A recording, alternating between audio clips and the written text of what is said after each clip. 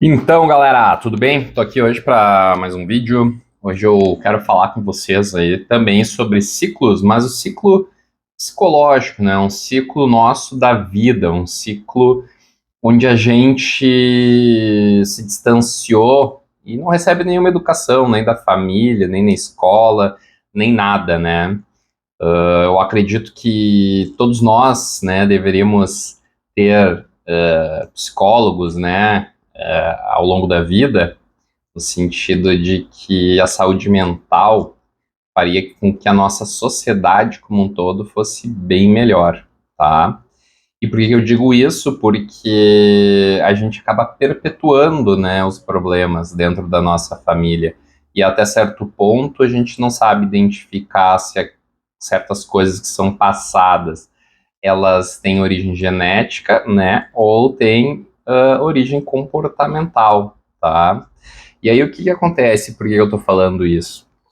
Porque a gente tem, vamos dizer assim, eu fazendo um grande resumo para ficar uma coisa mais tranquila para todos nós aqui e aplicável, né, para a vida, a gente teria três ciclos para vencer dentro da nossa formação como ser humano, tá? A gente tem aquele primeiro ciclo, que é o ciclo da criança, né? E nesse ciclo da criança, o papel do pai e da mãe é fundamental. Para quem não tem pai e mãe, é as figuras paternas, tá? Quem vai ocupar o papel do pai, quem vai ocupar o papel da mãe, tá?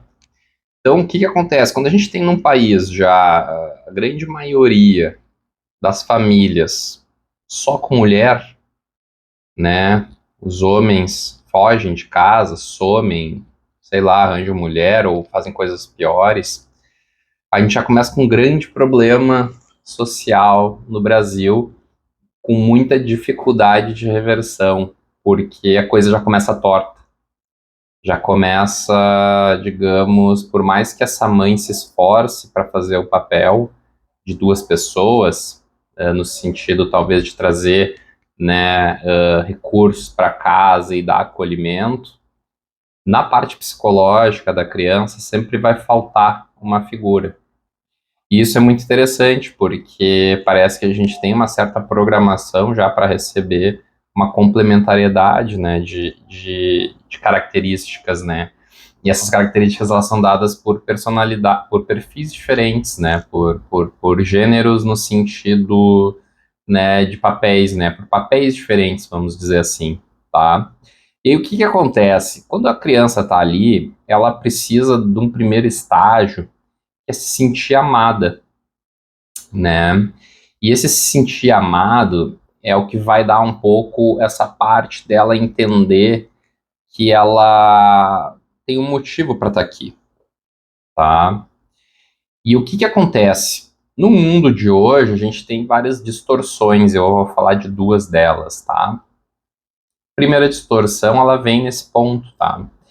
Que é quando, por exemplo, os pais, eles não dão o amor devido, né? Então, essa criança que não se sente amada, né? E aí que tá, o se sentir amado, talvez para cada um é diferente. Então, pode ser que o pai vai dizer, eu dei muito presente e ele achava que aquilo era amor. E a criança, ela não identificava o presente como amor, né? A criança ela identifica como uma parte, ela tendo que ser aceita, né, pela família. Então, ela tá essa parte da aceitação, ela tem essa parte onde ela se sente parte de uma família, né, onde ela é acolhida. E esse é o papel dos pais de acolher e de preparar essa criança para o mundo. E essa preparação dessa criança para o mundo passa primeiro, então, como eu disse, pelo amor. E não é balela, isso eu posso dizer com certeza, se todas as crianças recebessem amor dos pais da forma que deve ser, que é atenção, que é tempo, que é carinho, que é validação, olha, metade dos problemas aí que a gente tem na sociedade já acabariam, tá? Ou bem mais até que a metade. Porque daí vem muitos distúrbios depois dessa falta de amor, tá? Essa falta de validação. E aí o que que acontece? O pai e a mãe têm que fazer isso, só que eles também têm que educar a criança, tá? O educar, quando eu falo aqui, não é essa questão de ensinar português, matemática, não, é educar a criança para a vida. Tá? E como é que tu educa uma criança para a vida? É fazendo ela entender, né, o funcionamento das coisas. E uma parte do funcionamento é entender o nosso funcionamento. Então eu aqui deveria ter aprendido quando era criança que o sentimento que eu estou sentindo é raiva, é amor, é começar a dar nome para as coisas para entender quando aquilo vem em mim, eu identificar, isso é isso, né? Quando eu fico brabo, isso é raiva, tá? Mas daí o que houve que, né, para te gerar raiva? Daí tu associa, daí tu começa a entender o mecanismo do teu funcionamento. Esse seria o caminho ideal para os pais trabalharem com as crianças no sentido, né, de ele entendendo como é que funciona. E coisas são aquelas que eles estão sentindo, né? Aquela conversa, né, do funcionamento do corpo e do funcionamento das coisas e a sequência das coisas, né? A parte que é um dos formatos que a gente aprende, né, é por associação e imitação. Então, fazer associação, né, dos processos, causa, efeito, né? O que tu vai, como é que as coisas vão funcionando, etc. Então, começa a dar uma visão, né, para o ser humano ali que está crescendo, que é uma criança ainda, de qual caminho começar a entender, né, esse contexto todo. E aí os pais, como eu falei, tem fundamental importância nesse momento. Se teus pais não fizeram isso, vai gerar os problemas. Por exemplo, uma das coisas da pessoa não se sentir amada vai gerar muita insegurança no futuro, porque ela vai buscar esse afeto em outros lugares. Pode ser que ela busque em afeto, em relacionamentos, e aí ela vai achar normal as outras pessoas não amar ela, né? Pode ser que ela busque afeto ou aprovação em coisas materiais, se a família daqui a pouco valida as coisas com base financeira, né? E aí isso é o que acontece, ela vai estar sempre nessa busca e nunca vai achar, porque não é que não é o financeiro, não é o amor do relacionamento que ele quer, ele ainda está buscando lá o amor dos pais lá no passado, tá? E esse entendimento das emoções ela é muito importante para tornar o adulto depois com uma saúde mental, porque ele vai entender que é normal sentir raiva, que é normal sentir felicidade, ele vai entender que ele sente raiva, depois ele sente felicidade, depois ele sente ansiedade, depois ele sente medo, depois ele sente coragem, e aí ele vai entendendo que aquelas coisas acontecem com ele, né? Então, é importante para uma criança ir para a adolescência ela ter esse entendimento, tá? O que acontece? Quando os pais protegem demais ou não expõem a criança a determinadas coisas, essa criança ela não vai sentir essas coisas.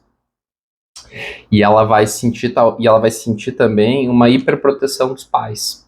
E isso aí faz com que daqui a pouco na fase de adolescência, essa criança ela não viva a adolescência, ela fique presa lá na infância, buscando o quê?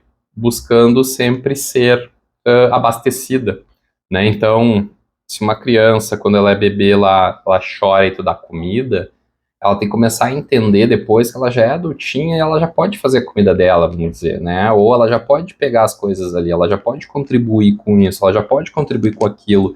Porque senão o que acontece? Ela vai virar uma adolescente daqui a pouco que está acostumada a receber só as coisas, né? Então, se eu estou falando agora do excesso, tá? E aí, isso vai acontecer o que está acontecendo agora. Os adolescentes eles não conseguem conviver com emoções ruins. Eles buscam validação, eles buscam resultado a curto prazo, né? Eles buscam se sentir, né?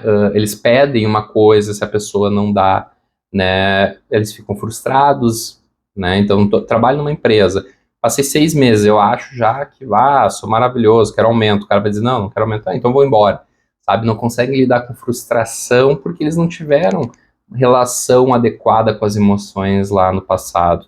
Claro que essa criança ela vai evoluindo e conforme ela vai evoluindo, mais contato com essas coisas vão acontecendo e a gente tem que ir permitindo isso. É papel dos pais ir permitindo as frustrações. E com as frustrações, tá ao lado para fazer a criança entender os sentimentos que surgem dela e entender que se sentir frustrado não é problema, faz parte da vida e que outro dia talvez ela vá estar feliz com determinada coisa, enfim. E aí o que acontece? A gente vai para uma adolescência, né? E aí o processo da adolescência ele é um processo de individuação, ou seja, a gente sabe que no processo de adolescente, muitos vão dizer que é rebelde, essas coisas assim, porque é o caminho natural da adolescência. Então, quem é pai vai sofrer na adolescência, e é assim, né? É ruim dizer isso, mas é. Porque o adolescente ele vai buscar se fortalecer como indivíduo. É um papel dele sair de um eixo familiar e começar a ser um protagonista da vida dele, entende? Então ele tem que ir para o protagonismo, ele tem que assumir esse papel de ir se descobrir, de ver quem é que ele é, se colocar à prova, entender que ele tem um poder de fazer as coisas por conta própria. E isso é papel da adolescência. Isso é o papel que ele tem que desempenhar da adolescência. Esse é o papel que teria que ter desempenhado, vamos dizer, ou qualquer pessoa teria que ter desempenhado na adolescência. Para o quê? Para fazer essa formação e o fortalecimento do ego, da identidade, tá? De uma forma de identidade, porque ela é totalmente necessária e importante para a gente se entender e entender as nossas forças e essa relação com o mundo, tá? E a gente tendo uma adolescência saudável, a gente vai ver que daqui a pouco, pô, eu consigo conquistar isso, eu tenho poder para fazer isso.